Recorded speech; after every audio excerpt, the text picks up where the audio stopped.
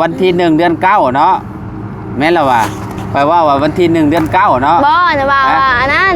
เดือนวันที่9 เดือน 1แม่นว่าผิด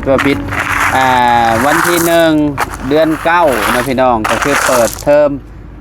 วันที่28วันที่28 29เดือน8นี่ก็คือแบบเฮาสิกาเกียมก่อนเฮาสิไปเลือกโต๊ะเลือกตั้งก่อนบอลนั่งหั่นแหละพี่น้อยเนาะ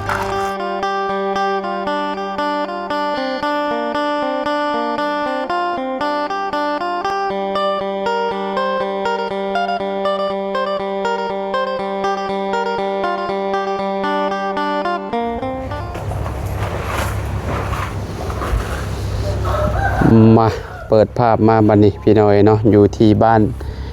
น้องเลี้ยงเพิ่นพี่น้อยเนาะโอ้เพิ่นเอาแห่ไปถมหอมๆบ้านเพิ่นตัวนี่พี่น้อยเนาะเอาก่อนอื่นก็สบายดีและสวัสดีเนาะพ่อแม่พี่น้อง FC เบิดสุขสู่คนบ่ว่าสิอยู่ในและก็ต่างประเทศพี่น้องเอ้ยก็ยินดีต้อนรับเข้าสู่ช่องบ่าวลาวคือเก่าคือเดิมเพิ่มเติมเนาะเข้ามาหาทางน้องเลี้ยงเพิ่นก็ถือจังหวะแบบเพิ่นพากันเอาอันนี้ถมเนาะรอบๆแห่นะพี่น้อยเนาะที่ว่ามันเหลือจากการเทพื้นก็ดีคือกันพี่น้อยเนาะมันจังบ่เป๊ะๆเนาะถมไป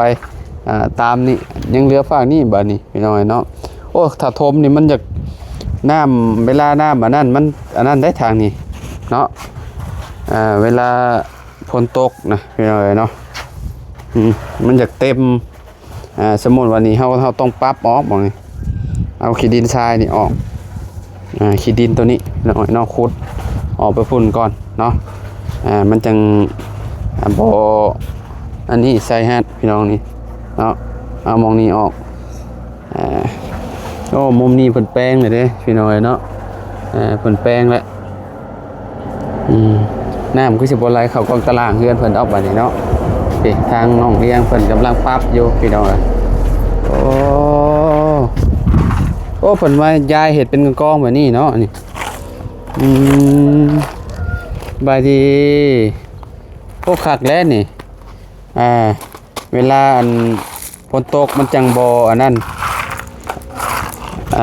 มันจังบ่เละเทะนะแล้วขออนุญาตแม่น้องฝั่งนั่นบ่เพิ่มทมก็ได้ฝั่งนั้นอันคุดอันนั้นเอาก้อนน้องเพราะว่ามันสูงเด้ถ้าเจ้าทมมาน้ำยันน้ำมันไหลเข้ากองตารางเจ้ากินข้าวกินน้ำแล้วบ่มื้อนี้ยังบ่ทันกินข้าวเช้ายังบ่กินข้าวเช้าอีกคือเก่าเอาเป็นอะไรก็บ่กินข้าวเช้าบ่จะกินข้าวเช้าก็มื้อบ่ใส่ซักเครื่องหันกะแหล่ซักเครื่องก็มื้อแท้ซักเครื่องมันเปื้อนแท้ดุเนาะเป็นได้พ่อนอนอยู่นี่เนี่ยบ่เมื่อคืนนี่หรือว่านอนแต่แม่เรานอนแต่อยู่ห้องงานแม่เขาก็นอนอยู่ห้องงานแม่ก็นอนห้องงานคือกันใครมาส่งแม่เจ้าเมื่อวานนี่หรือว่าพ่อเจ้าไปหับเอาพี่น้องเราพี่น้องเพิ่นมาส่งเพราะว่าพ่อเพิ่นเว้าเมื่อวานนี่ว่าโอ้เครียดพี่น้องเครียดหลายว่าซั่นเครียดเรื่องโจรมาขโมยสายไฟนั่นแหละเนาะยังบ่จบอยู่เนาะยังตามโจรบ่ได้อยู่เนาะคือสิยากแหละเพราะว่าเนาะเลี้ยงถ้าไปหาตามตัวโจรเพราะว่าแบบเขาเป็นคนแบบอันนั้นนะพี่น้องแบบเสพแบบนี้ขนาดหาขี้หลักขี้เล่มขนาดเนาะเขามีปืนพร้อมเมื่อนั้นโอ้ยไปไล่เขาเอาโมมีอย่างถือโตถือเขายิงก็ว่าแล้วก็ได้ยินว่ายิงปืน2 ลูกคน2 นัดคนได้เนาะเอานี่กวดก็ได้เนาะลูก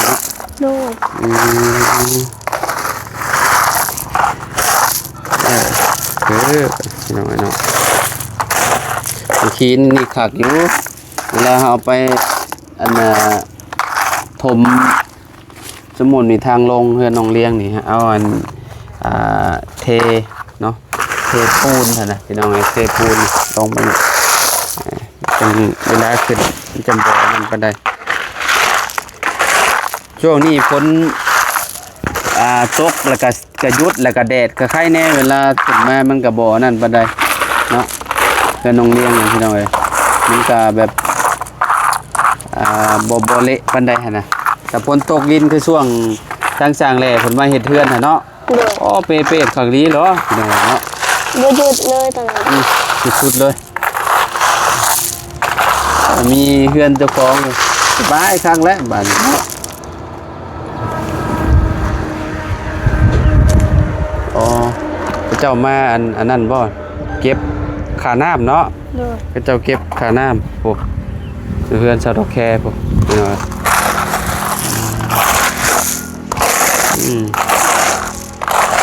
คือแบบผมป้ายมือละเล็กมือละน้อยบ่ต้องอันนั้นบ่ต้องหลายเดี๋ยวมันก็แล้วเองมันดอกยังเหลืออยู่ประมาณ3ก้อนพี่น้องเนาะพวกเช้านี่บ่เจ้าคนกับลุงหนวดบ่ โดย โอ้ขอบแม่เนาะโอ้เนาะเจ้าก็มียังมานอนเป็นหมู่อยู่บ่โรงเรียน น้อง นอนผู้เดียวย่านได้เนาะ โดย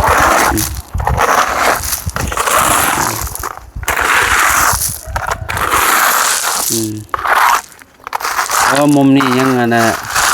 ดินมันยังแบบยังอันสูงอยู่พี่น้องเนาะบ่ต้องถมลายเอามาแบบกองน้อยๆน้อยๆแล้วก็กวดไปเพิ่น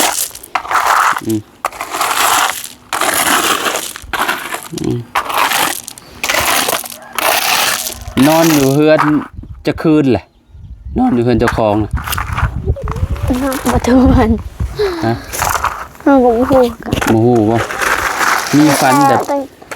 นแบบดีอยู่บ่ บ่เคยฝัน บ่เคยบ่นอนรับสนิทเลยเนาะ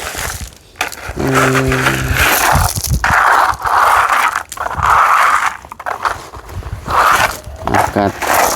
นี่แหละพี่น้อยนะแบบว่าเป็น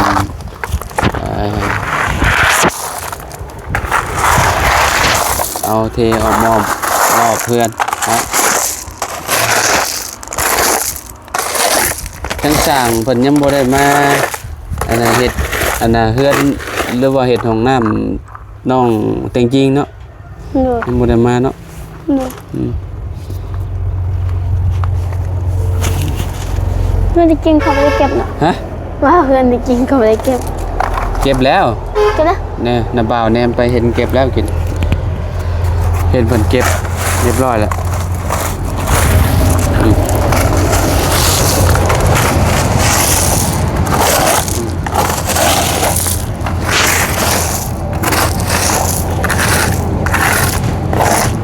สาเหตุบ่กินข้าวเช้าเป็นย้อนเนี่ยบ่อยากหรือว่าบ่มีอาหาร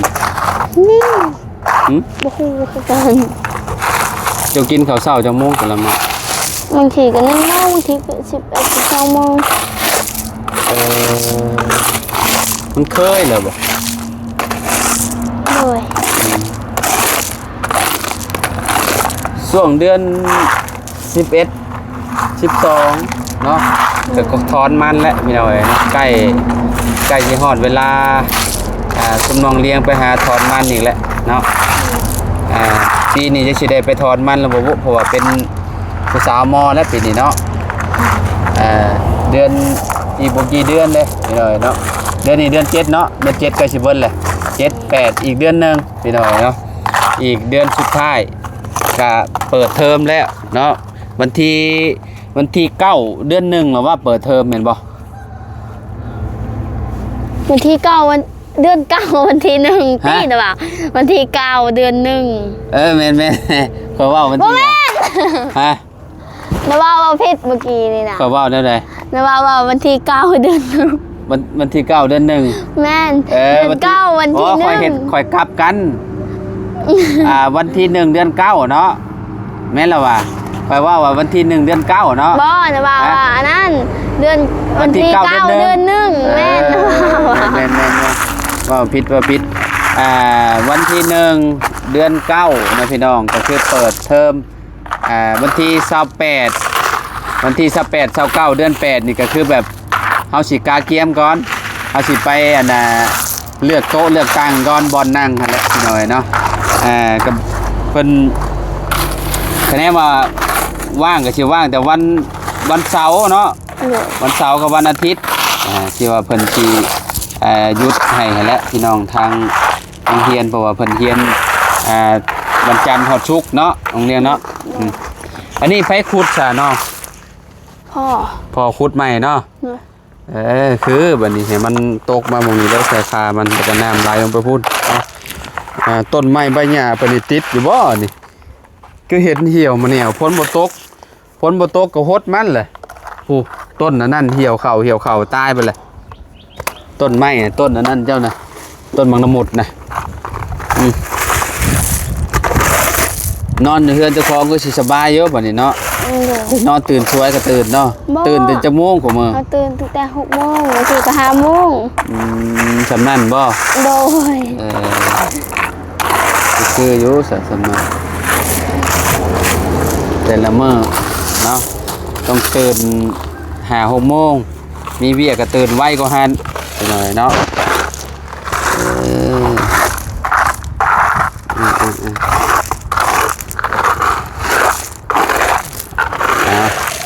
กองนี้กองจุดท้ายแล้ว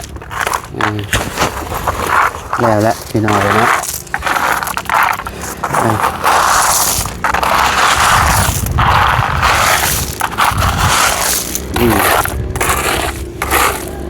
เพื่อนจะดีนะเบิร์ดนะมั้งคนไปเอากระหินเอาไปเทรอบๆ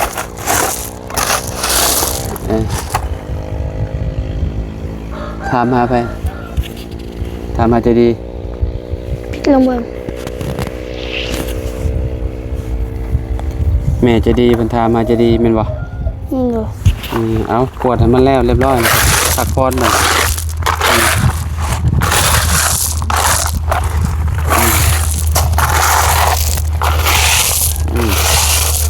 จบข่าวไปเลยเนาะเรียบร้อยเนาะวันนี้เอาเลยเนาะประมาณนี้เนาะมาแล้วบาทนี่พี่น้อยเนาะนั่งพักผ่อนบาทนี่ยังเหลือแต่ฝากนั่นน้องผ่าหมอมันโกนๆน่ะเลยเขาเบิ่งนี่ค่อยได้พี่น้อยเนาะค่อยลงพี่ให้มันน้ำมันไหลลงพี่น้องเลี้ยงเนาะดีแล้วทมหมองนี่พี่น้องเนาะทมบ่อนี่มันบ่ให้มันเวลาน้ำมันไหลลงแล้วมันบ่เซาะน้ำมันก็บ่แห้งปานนั้นดอกพี่น้องเพราะว่าอยู่มองหันแล้วมันสิติดมองสายคาพอดีเลยทางหลังนะพี่น้องเนาะ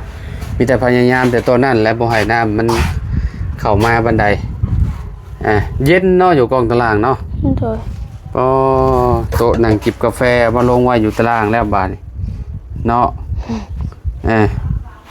ขักอยู่ได้นี่เนาะมานั่งกินเพลฮ้อนๆเนาะเลี้ยงเนาะคือพี่น้อยเนาะโต๊ะนักเรียนเนาะเอาไปหากินข้าวกินน้ำเลยโอ้หิวบ่หิวก็ไปกินเลยเมื่อก่อนต้องกินอยู่นี่หรือไปกินอยู่พุ่นกินอยู่นี่ก็ได้กินอยู่พุ่นก็ได้เอาแต่ละมื้อเจ้ากินอยู่ไสซะเพราะว่าเจ้าย้ายมาอยู่พี่แล้วบางทีก็กินอยู่เพิ่นแม่เฒ่าบางทีกินอยู่พี่บ่ได้เฮ็ดกินเฮ็ดหยังบ่ได้ดังฟืนดังไฟนึ่งข้าวอยู่นี่บ่ก็บ่ฮู้คือว่าย้ายมาแหละแล้วก็ไปกินข้าวอยู่พุ่นได้คือเก่าบ่บางทีกินอยู่พี่แต่ว่ามีอาหารกินแบบว่ากินอยู่พุ่นก็ได้กินอยู่พี่ก็ได้เนาะแบ่งๆกันเนาะเอามาเข้าเอาอยู่ไปกินอยู่พุ่นเอาข้าวไปกินอยู่พุ่นก็ได้นึ่งอยู่บ่ข้าวของเช้านี่มันบ่มีแล้วบ่มีข้าวเบิดแหละเอาแม่กินข้าวไม่เท่าเอาข้าวมื้อสิให้พ่อไปซื้อข้าวมื้อนั่นเด้ข้าวน้ำเปล่าอันชื่อมาให้ได้มาบ่เลยบ่ 50 โลนี่มาบ่เลยมื้อก ะ นั้น บ่ฮู้เมื่อวานนี่ ไปชื่อกับประมาณเข่าโลหั่นแหละเข่าโลเขายังซื้อมา4-5 โลแล้ว ซื้อไปกระสอบเลยบ่ ซื้อเป็นกระสอบ6,500ติ ตัวเสียวมาว่าอยู่เพื่อนเจ้านี้ จะให้พอไปซื้อ ถึงจะเห็ดกินอยู่นี่เนาะอาหารการกินก็กิน1 ข้าว 1 น้ำอยู่นี่แหละพี่น้องจะได้แต่แบบว่ายันแต่ฝนตกกันเลยเวลาฝนตกมาเลยยันมันเปียกหมองผลดังไฟนี่ใช่ปืนก็บ่เห็นไปหามาเมียน นั่นเด้ ปืนตัวใด แบลครับ อ๋อปืนอยู่พุ่นแม่เจ้าบ่ไปหาน่ะ แม่ อันนี้ก็เอาใส่ได้คือกันนี่เศษมันนี่ดังรถดังไฟรถเนาะดีกว่าถิ่มดาล่าหั่นนะ โด ทิมดอลล่ามันกับมันหกแบบนั้นแหละน่ะทยอยเอามาจูดไฟดัง1 เข่า 1 น้ำแล้วก็โอเคแหละเห็นหน่อยเนาะเอาลำลาแล้วพี่น้องอยู่ดีมีแห้งวัสุขุสุขคนสบายดีปะลุงเด้อเนาะอยู่เพื่อนเจ้าของก็สบายใจแล้วป่านนี้พี่น้องเลยเนาะบ่ได้ไปเฮือนหมู่แล้วน้องเลี้ยงบัดนี้เนาะมีแต่ไปแบบไปลิ่นไปหัวแหละพี่น้องแต่ละคนเพิ่นก็มีเฮือนเป็นของตัวเองอ่ะเด้พี่น้องก็บ่ยากปานใดเนาะพอมื้อนี้แปลว่ามันก็สะดวกสบายเจ้าของนั่นแหละเวลาเฮ็ดอันนั้นอันนี้มันก็เป็นโชนโตนะพี่น้องเอ้ยเนาะถือว่าเนาะเพิ่นอันนี้พ่อเจ้าสิปรับใหม่บ่บัดแล้วเพิ่นสิปรับใหม่เนาะเพราะว่าห้อยตีรถขึ้นเต็มอยู่แถวนี้แหละพี่น้องเอ้ยเนาะบอลก็จะเอามาส่งแห่ส่งทรายมื้อนั้นมันรูปเด้พี่น้องเอ้ยเนาะอยู่ดีมีแห้งว่าสุขทุกคนพบพ่อกันเนาะคลิปไหนสำหรับคลิปนี้ไปแล้วสบายดีพี่น้องเอ้ยเนาะ